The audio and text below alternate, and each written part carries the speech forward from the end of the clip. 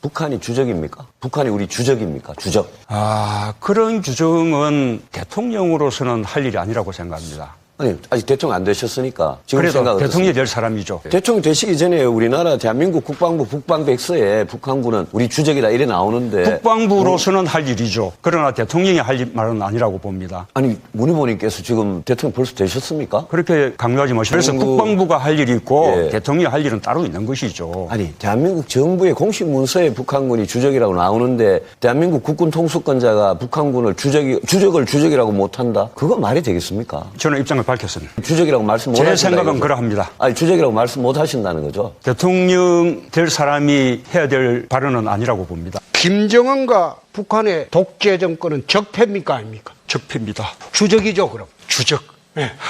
적폐잖아요. 지라브레로 우리 국방백서에 주적으로 돼 있다 이렇게 또 사실하고 다른 이야기를 아니 했죠. 적으로 돼 있죠. 그래서 국방백서에. 우리가 군사적으로는 북한이 적이지만 또 다른 한편으로는 우리 통일의 대상이다. 주적이 맞습니까 안 맞습니까? 다시 한번 이야기해 보세요. 저는 대통령이 북한을 주적이라고 규정하는 것은 온당치 않다고 생각합니다. 만약에 주적이 있다면 그러면 또 부적은 누굽니까? 제2적, 제3적이 있는 것입니까? 아니 내가 어이가 없니까? 그래갖고 국군 통수권을 어떻게 행사하려고 그래? 국민들이 판단할 문제죠. 북한을 주적이라고 말하지 못하는 사람이 과연 국군 통수권을 쥐는 게 맞느냐? 국민들이 한번 생각해 볼 문제입니다. 국군 통수권자가 될 사람이 주적에 대해서도 말씀을 분명하게 못하시면 저는 자격이 없다고 생각합니다. 남북 대치 국면 아니겠습니까? 이런 상황에서 북한은 주적입니다.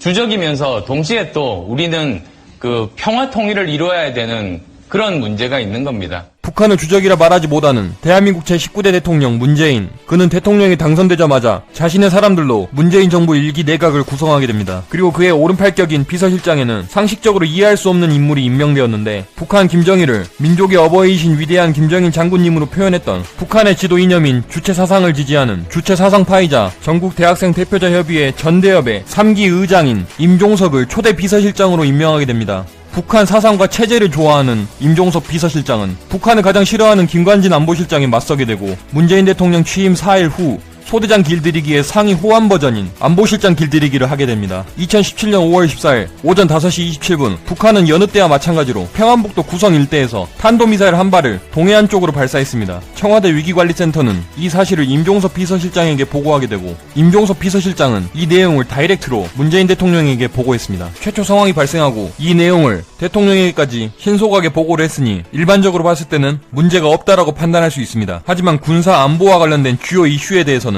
대통령에게 보고하는 보고 주체의 당사자는 비서실장이 아닌 국가안전보장회의 상임위원회 위원장인 국가안보실장입니다. 한마디로 말하면 임종석 비서실장은 군사안보 분야의 보고 주체의 당사자인 김관진 안보실장을 무시하고 대통령에게 바로 보고를 한 격입니다. 이때 당시 언론도 갓 취임한 문재인 대통령 측의 편을 들었고 김관진 안보실장이 관련 내용을 보고하지 않고 놀고 먹었다는 식으로 메인 비난을 퍼부었습니다. 그 당시 네티즌들의 의견도 마찬가지였습니다. 많은 네티즌들이 김관진 안보실장을 비꼬았고 비아냥댔습니다. 새벽에 잠을 자다가 아무도 그에게 관련 내용을 보고하지 않아 졸지에 정권 바뀌니 완전히 사람이 변했다라고 낙인이 찍혀버린 김관진 안보실장. 하지만 이것은 단지 시작에 불과했습니다. 한바탕 홍역을 치른 그였지만 그에게 더 많은 암초가 남아있었습니다. 문재인 대통령과 그의 내각 청와대 참모진들은 김관진 안보실장을 벼르고 있었고 군 장성 출신들이 도맡아 하던 국가안보실장에 음주운전 전력이 있는 외교관 출신인 정의용을 제3대 국가안보실장으로 임명한 후 문재인 대통령의 칼날은 바로 김관진 안보실장을 향했습니다. 사실 그가 김관진 안보실장을 싫어했던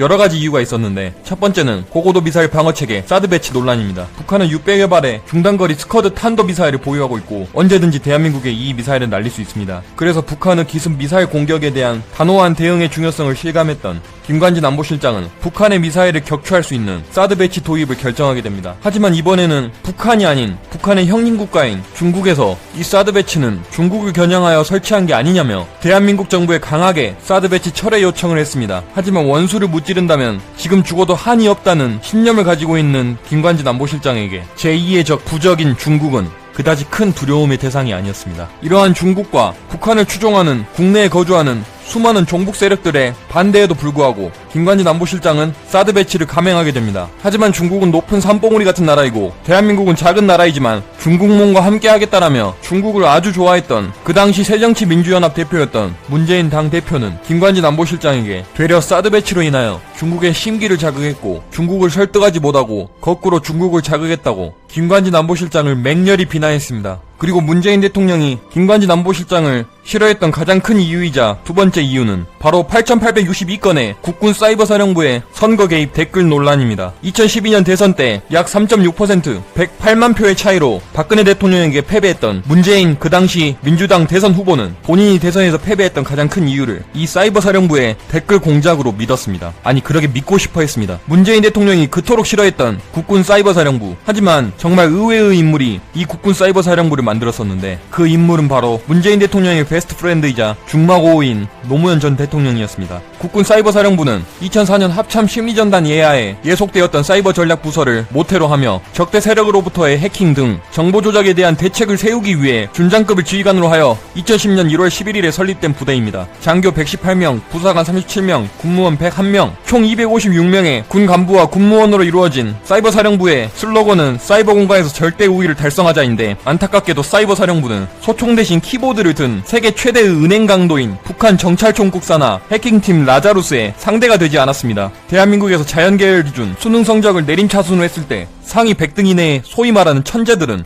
대부분 스카이 의대에 갑니다. 하지만 북한은 이러한 두뇌를 가지고 있는 천재들이 모두 해킹팀으로 가서 보이스피싱으로 유명한 중국에서 해킹 기술을 배워 키보드 하나로 하버드대 기숙사 인터넷망을 털어버린 페이스북 창업자 마크 저커버그와 같은 해킹 역량을 가지고 북한으로 돌아오게 됩니다. 그들이 가지고 있는 두뇌는 인간이 가질 수 있는 수준이 아닌 슈퍼컴퓨터를 초월하는 수준이었습니다. Let the hacking begin. First up is Kirkland. They keep everything open and allow indexes in their Apache configuration, so a little wget magic is all that's necessary to download the entire Kirkland Facebook. Kid stuff. I can run an empty search and it returns all the images in the database in a single page. And I can save the page and Mozilla will save all the images for me. Lowell has some security. They require a username-password combo, and I'm going to go ahead and say they don't have access to the main FAS user database, so they have no way of detecting an intrusion.